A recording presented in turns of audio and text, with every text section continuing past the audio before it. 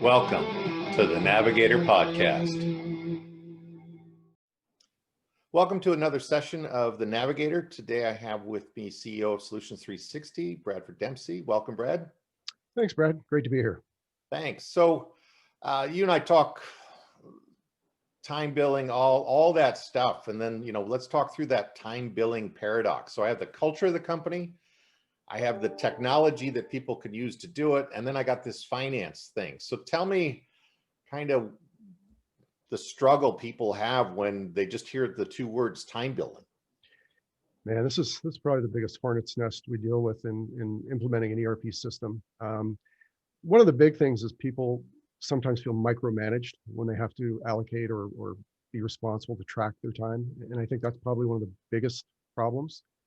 And it's really important that an organization understands and make sure everybody who's doing it understands why they're time billing. We're not time billing to micromanage people. There are many reasons, and the most important one is probably that the labor, our direct labor, is our most valuable and most restricted resource. And if you look at any business's success, the ones that are most successful are the ones that really know how to manage their direct labor and keep that quality and utilization up.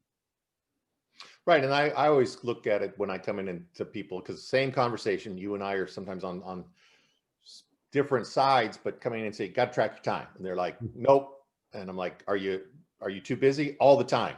Well, yeah. Prove it. You got to show me capacity. Yeah. And then usually those choke points, all those types of things, it's just, we have to understand, as you say, the capacity of each piece of the labor pool, because they're going to have different levels of utilization and chargeability. And it's really trying to flatten out those peaks and valleys. Yeah. And I think for a lot of companies, you don't want to bite off too much at the beginning. If you can start by just understanding where your costs are going and where your time is going, it gives you a base to start to figure out what to do with that information. I wouldn't even worry about utilization in the first couple months if time billing is new to your organization. Right. Because what you're going to be able to do is you're going to be able to start to see patterns and trends as to where your costs are going, which customers are taking up the most of your costs. Are those customers profitable? Which projects, which type of service contract?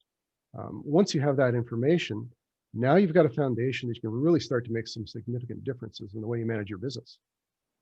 And I also like to, I'll ask people, do other people ever waste your time? And the answer was, well, God, yes. And I'm like, well, let's start tracking that, because to me, it's not the quality time on a project that hurts us. It's the time spent away. What did that parts run cost me? Now, it cost me, the money, but it cost me 4 hours because we had to go, two of us had to go together. We had to stop working. We had to go do, and then we come back. It's like, that's 4 hours that went away. And I really like people to call out that wasn't doing work on that project, because too often that's attributed to the project. It ultimately will be, but I need to attribute it to waste, because that's what I really want to start managing, is all the unproductive time, and really get people to understand that I'm on their side. Right. And imagine what you can do with that information. So yep. You've given an example where I know I'm doing a parts run. Well, now you've got to ask, why am I doing a parts run? I can assign a cost to it. I know it was 4 hours and my burdened labor cost is maybe $50 an hour. That's a $200 issue. So if I look at the cost of maybe carrying a little more inventory or ordering a couple weeks earlier and compare those costs to the emergency run, now I can start to make some really intelligent decisions about how I use my money. Well, and not only those 2 hours, but I now have the opportunity cost of, I'm going to make that up. Right. So am I going to kick this day into tomorrow? Am I going to have to send somebody else back to this job because the two people on it were key to another job? So I've thrown like this little cog, or cog in the wrench, and created some drama. And that drama cost is, I find, way more expensive than just that $200. Yeah. How? So you say direct labor. So who do you bundle into that? Well, basically it's everybody who does direct work with customers. You've got PMs, project managers. I know there's a lot of debate about whether or not PMs should be tracking their time. I know you run into that all the time. Yep. Obviously, technicians, installers, engineers, trainers. These are all people who you are putting on projects, on service calls, on contract support, who are directly related to that revenue that you're getting from the customer. Now, people who don't need to be on time billing are really people like in invoicing, accounting people, overhead, warehouse personnel. These are all allocated costs that can be run through the company in different ways.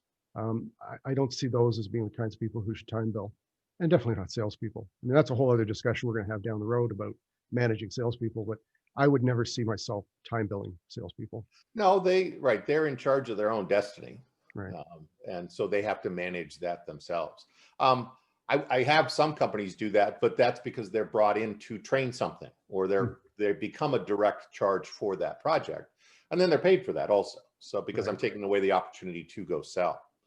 How do you find either the people who do it best or the people who do it worst? What are the two ways that people kind of win or lose on this?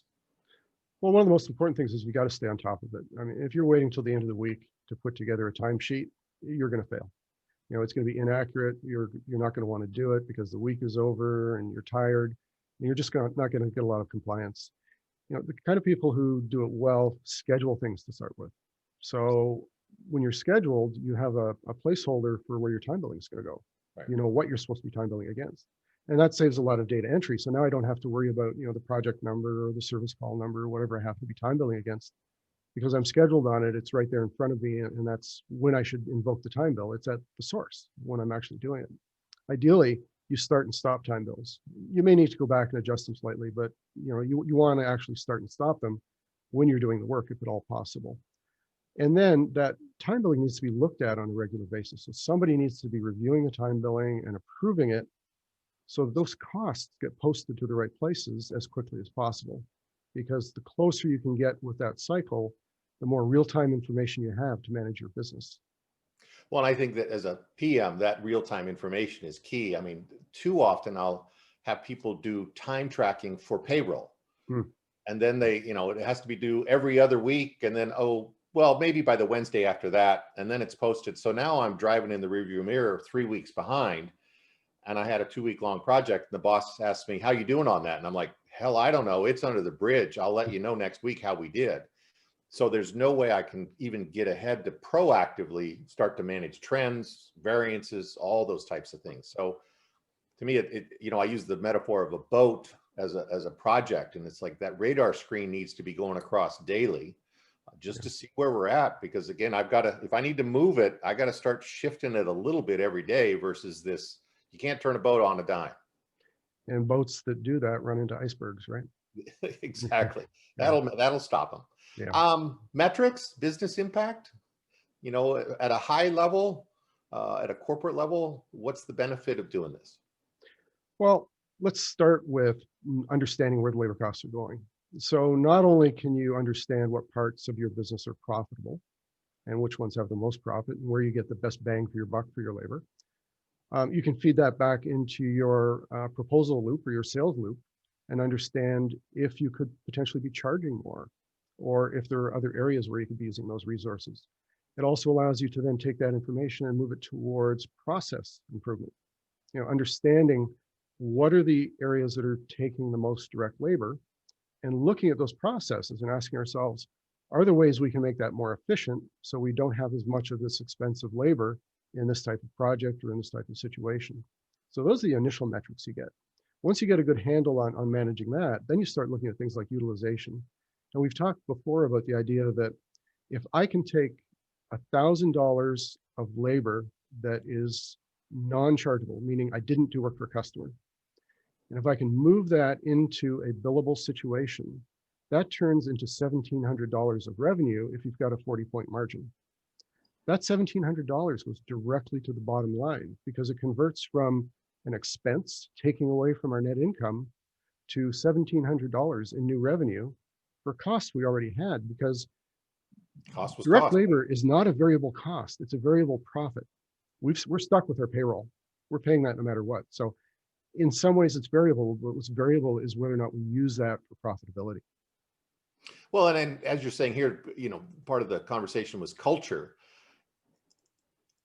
time tracking is not the end. It's just the vehicle to information, which can be shared across the company. Because again, you're talking way different people using this information proactively to make powerful decisions. And I think that that's key, is that, time tracking is just part of the engine of the company. And to run, a smooth operation, we got to know what they're ticking on. Yeah, you hit on a really good point there. When we talked about culture, you don't want to use time tracking as a stick. You don't want it to be a punitive measure. You really need to share with everybody that it's to everybody's benefit. If we know where we're spending our money, we know how we're using our direct labor, we're using our time. It creates more opportunity within a company to be profitable. You don't want to work for a company that's not profitable. Right. And then within that, each person now has the understanding of, how do I generate profit for the company? Can I Right. make something billable? And as you said, with utilization, I want to measure it, but I don't want to punish it. A sales engineer is not going to have as much because they're working with sales. I mean, that's just a given. So I can't have a target that's higher than what makes sense. But I find people often get wrapped around um, the metric itself versus what are we trying to measure. So Very true. Yeah. yeah, absolutely. Well, thanks. I mean, and again, hopefully the more people kind of listen to this and shift that paradigm, the easier it'll be for both you and I to do our jobs in terms of getting good information for them to use, but also seeing the value of it. And again, it's not the end in itself, it's the means to really running a profitable company. Yeah. Very true. Yeah. Thanks, Brad. Thank you. Pleasure as always. Thanks.